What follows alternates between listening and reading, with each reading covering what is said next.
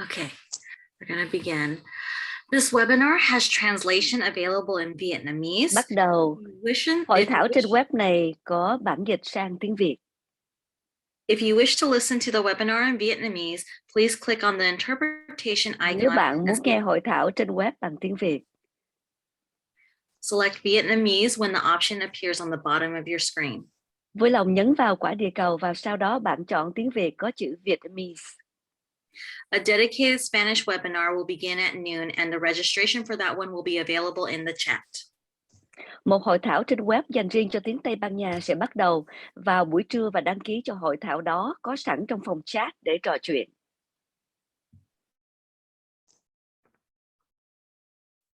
Okay, so the interpretation button is now on.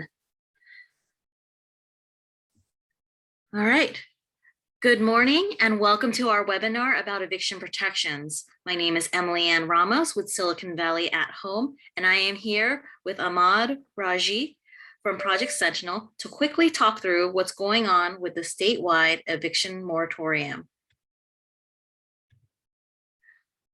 We know that this is a difficult time for many renters and small property owners, and we will continue to share the information you need to know to comply with the rapidly changing laws and staying housed. There will be an opportunity to ask questions at the end of the session, and we will put up any phone numbers and email addresses referenced at the end. We ask that you share and post these links as broadly as possible. All attendees will be on mute, so please put questions in the chat. And now I will let Raji take it from here. Hello, everyone. I'm unmuted. Okay. My name is Ahmad Raji, and I'm going to share my presentation with you.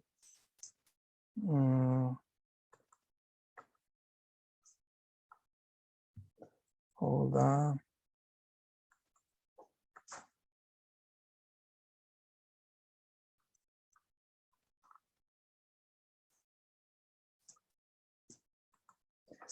Okay, I hope everybody sees the screen that I'm sharing. Right, Emily? Okay. We see it. Thank you. My name is Ahmad Raji. My phone number and email is at the bottom of the slide I'm sharing with you. I am from Project Sentinel. And in terms of Project Sentinel Inc., I have to tell you that it is a nonprofit organization serving housing industry, serving many communities in Northern California in regards to neutral landlord-tenant counseling and dispute resolution, which is one of our some of our services. This includes supporting some cities with the administration of the rent stabilization, hearing, and petition processes. However, I have to make you notice or ask you to notice that we are not offering any legal advice or legal presentation, but we can offer tips, best practices, and overview of local and state laws. For legal services, please contact an attorney or lawyer referral services. On the agenda for my talks would be a little bit of history prior to March 31st, which is from October 1st to 2021 to March 31st, 2022. A little bit of explanation on AB 2179 that's on the floor right now, and continue with the rent relief program.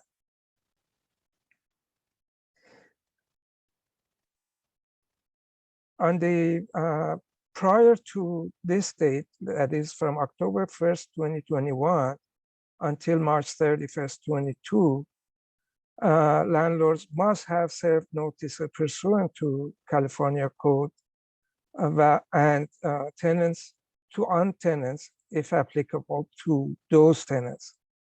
Landlords cannot serve 15-day notice or pay or quit and thus cannot evict a tenant until these notices are served. Beginning October 1st, landlords can serve 3-day notices to pay or quit instead of 15-day notices. Landlord must submit their own application before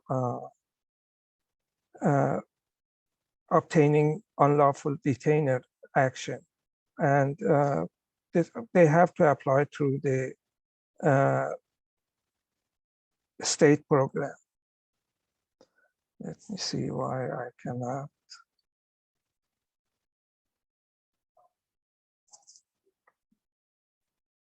Okay, the notices that landlords have to provide with tenant until March 31st is this one that I'm showing here. This notice tells them that if they are impacted by COVID-19, they have to apply as soon as possible to the rent relief program. The next notice is this one, which is a guide for the tenants to go through it if they are unable to pay rent, or on the next page, if they need legal assistance, what resources are available to them in Silicon Valley.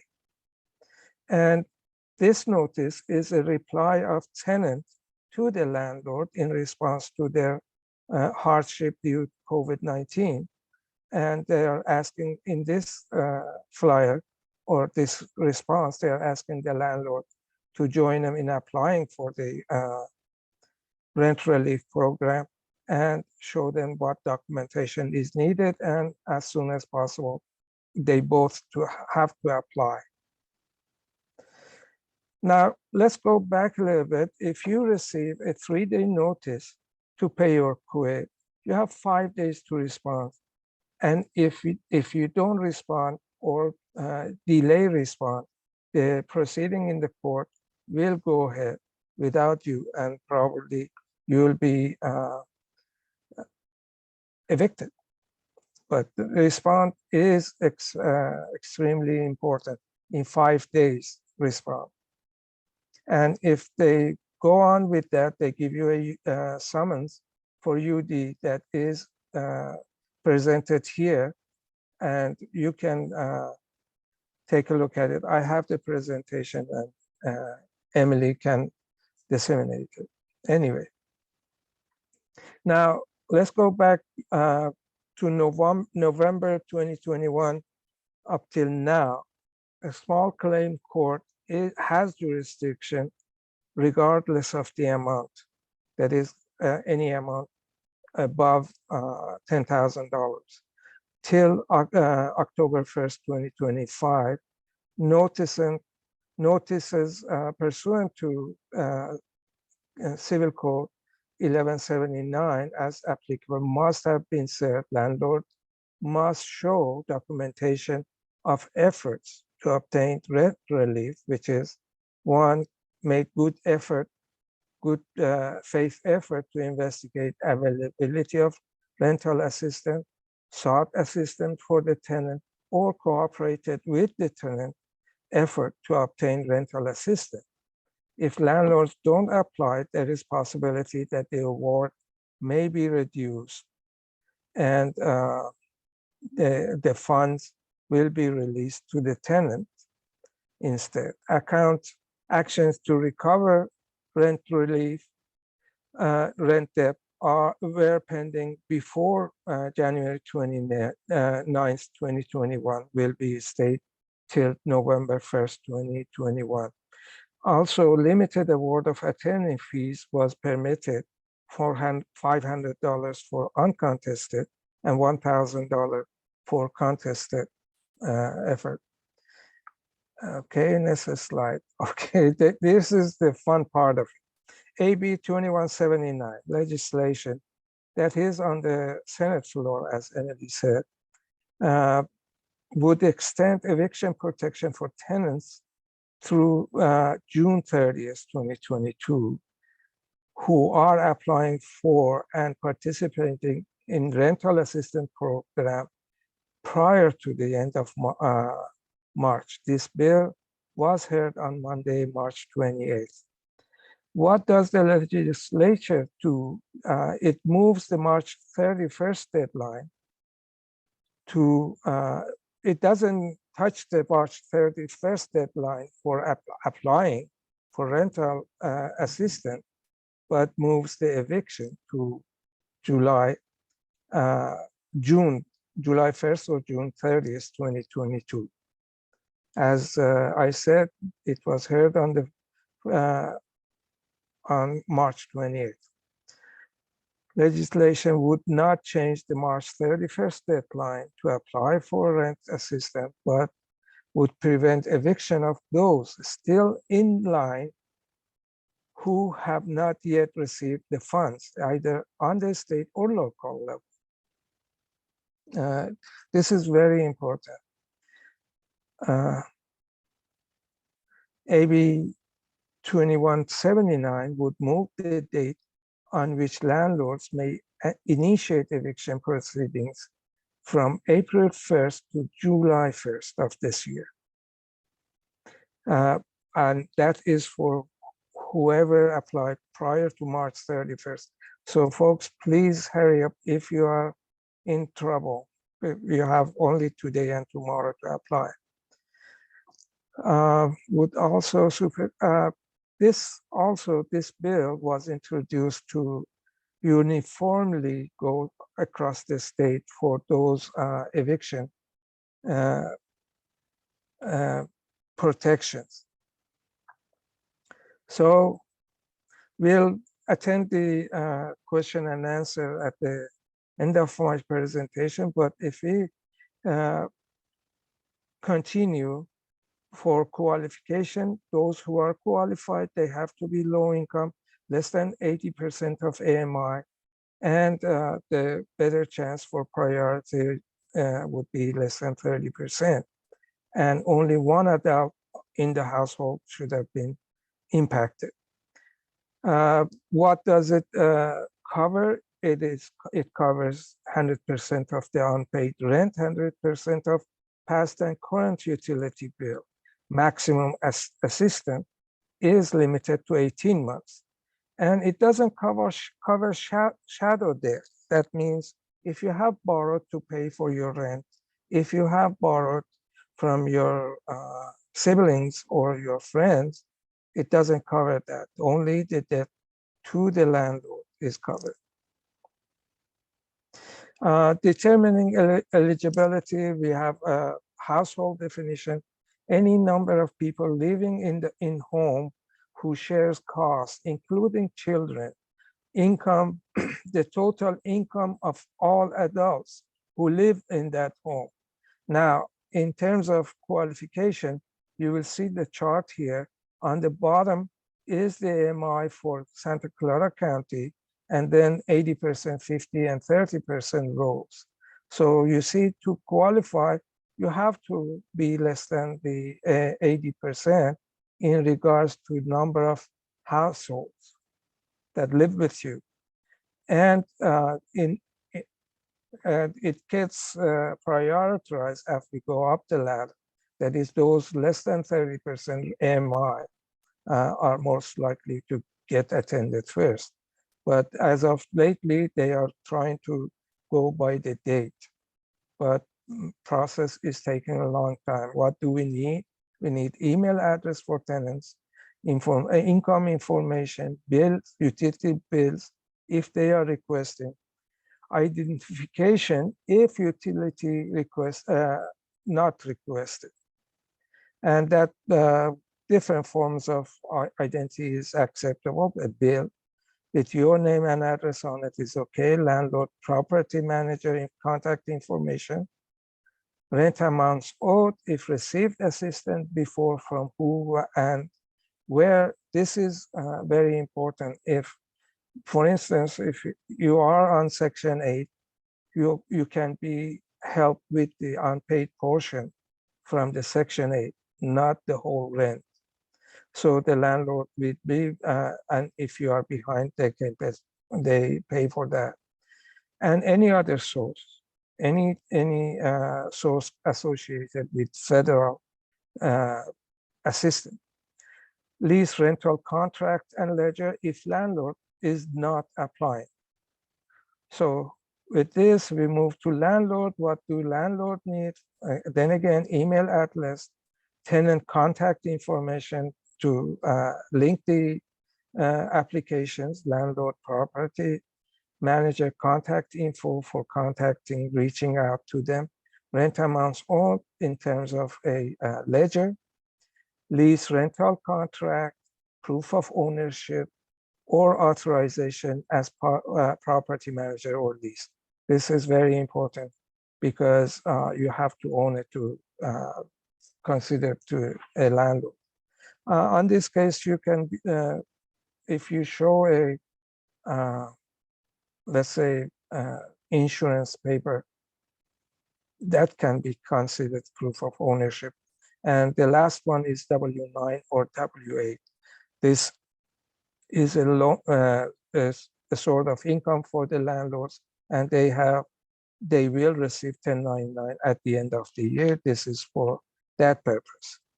Now, payments, then tenants can still receive 100% of utility assistance if the state determines the landlord is not participating. Landlords are still encouraged to apply. It speeds up the process. If tenants receive payment directly, they have 15 days to hand over the amount received to the landlord, or else face a penalty. Payments are not made on a first come, first serve. That is being day by day. For now, they are going to probably prioritize in that level. But if, as I said, if you are less than 30% AMI and you are at risk of eviction, it can speed up your application consideration and evaluation. AB. Okay, this is a flyer we put out. They put out in regards to your options and problem. What they are saying is basically, if you owe prior to rent, prior to March 31st, do not move out and seek assistance, either in form of rental assistance or legal assistance to attend your case. And please, please, please start paying rent from April 1st. All the protections may, it depends on the outcome of the 2179, but we recommend that you think about paying rent starting April 1st. Any back rent prior to April 1st can be stayed till the decision is made on your application. Have you applied before? That is my presentation, Emily. Any question, anything, I'll be more than happy to answer. Thank you, Raji. So to clarify the 4 major points that we want people to take home today is, first, stay in your home. There are assistants out there. And we want you, the goal of this program and the goal of all the things that we are trying to do right now is to keep people housed. The second thing is, if you have rent debt, apply now as soon as you can. That deadline is tomorrow. So apply as soon as you can. March 31st is the deadline for you to apply for all that rent relief. Third thing is, if you receive an eviction notice from your landlord, please seek assistance from either any one of these nonprofits or the Eviction Help Center. We put the links, contact information, and addresses in the chat along with their hours. They will be available pretty much all week. The city of San Jose is technically closed on Cesar Chavez Day, but the Eviction Help Center will be available as well. And then the fourth thing is, pay your April rent. And when you pay your April rent, designated as April rent. If you still have payments from the state for the rent debt coming in, you don't want to pay on April and then have the landlord say that wasn't for April rent, that was for your rent debt, which is already on its way slowly. You want to tell your landlord as you pay April rent, this is April rent. The state will be sending the check. I have my application here. So we do have a question from in the chat. Are there alternative programs for folks who need the aid after this date? COVID is still around and some folks may be financially impacted after this program is over.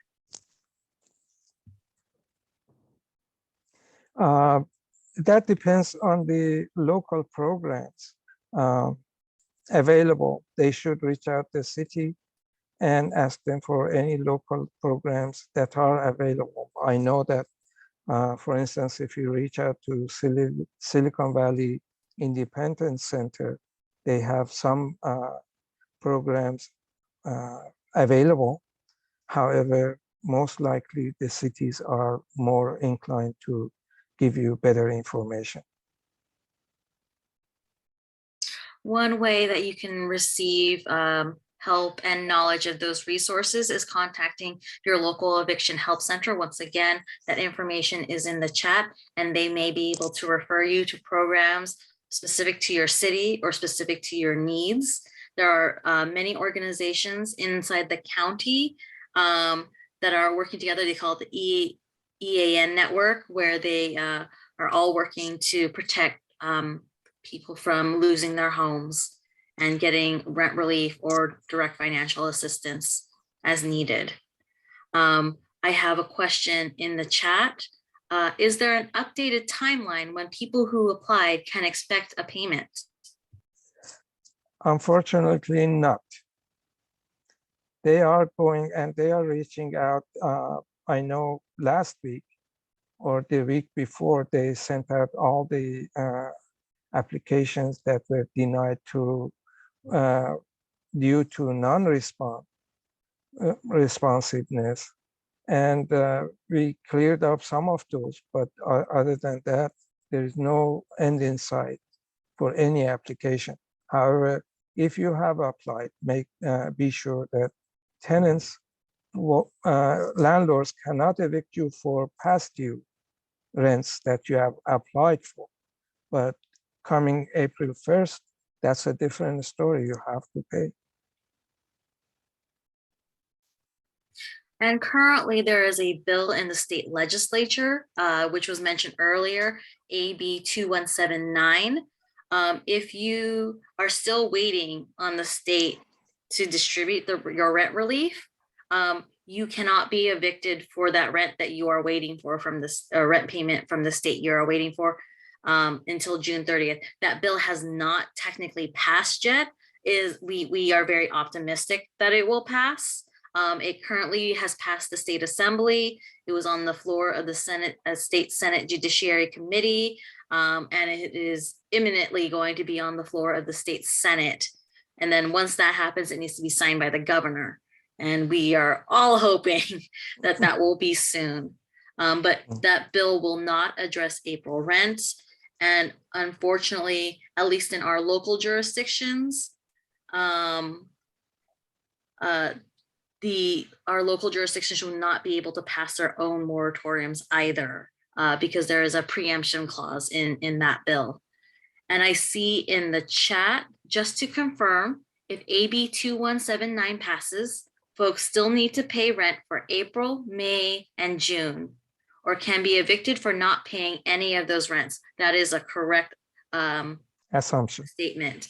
I know that many organizations are working to provide assistance for the rents of April, May, and June. So we would recommend that you contact your local eviction help center to see what resources are available.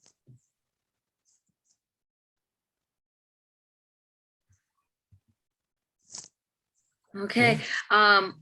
Other questions Once again, feel free to put your questions in the chat. If you have trouble accessing the chat, feel free to raise your hand and I will let you unmute so you can ask your question directly. Otherwise, we will continue on with more questions. If you could reiterate, Raji, what are the things people need to bring to the Eviction Help Center, or to, if they contact Project Sentinel, what items do they need to have on hand in order to complete an application? Let me share my program, my presentation one more time.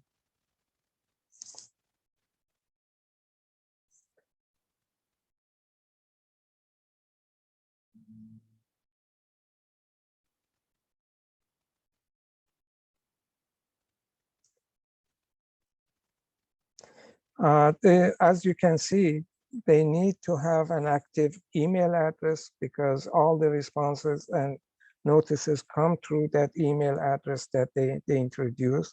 They should bring in the income information, utility bills, if they're requesting identification, proper landlord or property manager contact information. They will definitely contact them. Rent amounts owed and when. In effect, if they ask the landlord for a ledger, that's the best way. If not, if the two applications are linked, they will ask the landlord for the ledger. And they have to know if they have received assistance before and from who, and lease and rental agreement and ledger that I mentioned. Good enough? And also we can go for landlord, email address, tenant contact information for linking them, landlord or property manager contact information. One of them is enough. Rent amounts owed by tenant, lease rental contract, proof of ownership, and that signed W-9 or W-8 forms. Okay, Emily. Thank you so much. And once again, I'm going to reiterate that the recording will be available after this event will be available along with the slides and all the resources that we have placed in the chat. We will be sending a follow-up email to everyone who has registered via our Eventbrite. And we ask that you share that to as many people as possible as we come rolling through this ticking deadline. So if we do not have any other questions, I am okay with ending the webinar a little early just to get this information out. And we will, yes, we are actually currently Facebook living on Facebook. And that will also, we'll also share these resources and links to them on our Facebook page and our website and in an email. Just get this information out there. So thank you all so much for your time. Thank you all for your assistance in getting this information out there to those who need it. And we look forward to seeing you on the other side of this deadline. Okay. Honestly, if you are behind, please move fast. And please move as fast as you can. We are all here to help you out. And as they said, this help is free. Don't let anybody charge you for this help. You're here. All right, Emily. That's actually a really good point. I did want to reiterate. We have been hearing stories of situations where people were being charged for this assistance. Mm-hmm. We recommend that you don't do that. We also recommend that if they offer to give you papers, that the required paperwork, and they charge you for that, we are recommending that you don't do that. So please contact the resources that we have put in the chat, the local eviction help centers. There's one in San Jose and one in Mountain View. Please contact Project Sentinel. And we have their information in the chat as well, and we will get that information out there. But be sure to get that information out to anyone you feel that needs it. Keep an eye out for the various scams, for a lack of a better word, that may be taking advantage of this very vulnerable time for many tenants. And we are here to help. The cities and the county have been working very diligently to make sure resources are out there to help you. So seek help if you need it. And thank you all so much for your time. Emily, one thing I would like to re-emphasize. At the beginning, I said about the mission of Project Sentinel. For all the folks out there, if you get to the court steps, that's very costly and it's very ugly. Before you get there, there are cheap or absolutely free alternatives. Project Sentinel, and I'm sure some other organizations, nonprofit organizations, offer mediation free, and it's confidential, offer dispute resolution. Please help yourself and the landlord and avoid all those costs that can be avoided, especially at this hard time. We are here to help, and it's free. Thank you, Emily. It was great. I enjoyed it. Okay, Thank you so much for your time. I will end the webinar now. Okay.